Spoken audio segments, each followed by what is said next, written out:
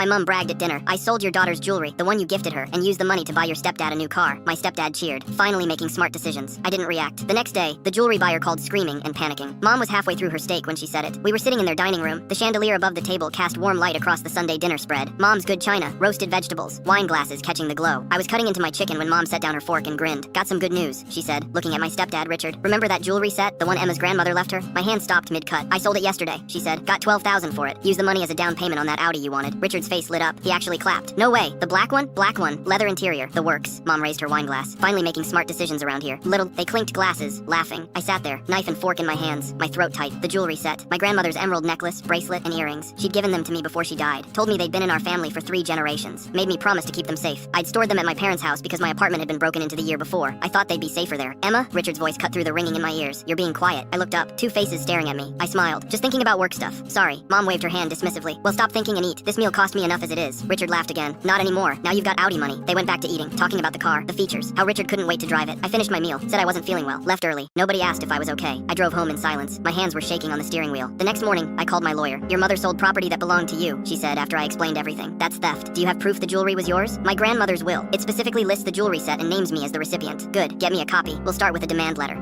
I went to the bank where my grandmother's will was stored in a safety deposit box, made copies, sent them to my lawyer. Then I did something else. I called the jewelry buyer Mom had sold to. Found his number through the pawn shop database online. Small operation, family owned. Mr. Chen, this is Emma Martinez. My mother sold you an emerald jewelry set yesterday. Yeah, beautiful pieces. 12,000. Fair price. I'm sure it was. I just wanted to let you know those pieces were stolen. I'm the legal owner. I have documentation. Silence on the other end. I've already contacted my lawyer and filed a police report. The jewelry will need to be returned as evidence. You should receive official notification within 48 hours. You should receive official notification within 48 hours. If you want to wait, your mother said. My mother lied. She stole from me and sold my property without permission. I'm sorry you got caught in the middle, but I'm recovering what's mine. I hung up. For the next week, I acted normal. I didn't call my parents, didn't text, just went to work, went to the gym, lived my life. My lawyer sent the demand letter. Mom called me twice. I didn't answer. The police report was filed. The jewelry buyer contacted the police, panicked because he'd resold one of the pieces already and would have to buy it back at a loss. Everything was moving. Then came the family dinner. Mom's birthday. She'd invited me weeks ago. I showed up with flowers and a smile. She and Richard were already there. The Audi was parked in the driveway. We ate, made small talk. Mom opened presents. Then her phone rang. She looked at the screen, frowned, stepped into the kitchen to answer. I could hear her voice rising. What do you mean seized? That's my car. Richard's phone rang next. He answered. Went pale. There what? No, that's I didn't know. Mom came back into the dining room. Her face was red. What did you do? She said, looking at me. I set down my fork. I filed a police report for theft. The jewelry buyer contacted authorities. They're seizing the car as proceeds from stolen property. You'll both likely face charges. Richard stood up. You can't do this. I already did. Mom's face went white. Emma, please, we can work this out. No, my voice was calm, steady. You stole from me. You celebrated it. You made me watch you celebrate it. Her hands were shaking. That jewelry was just sitting there. It was mine. Grandma gave it to me. You had no right. The room went silent. Richard was staring at his phone, at the text coming through. Repo notices, court dates. Mom sank into her chair. I stood up, picked up my purse. Happy birthday, Mom. I walked to the door, stepped outside, and got in my car. Full story on the channel linked below.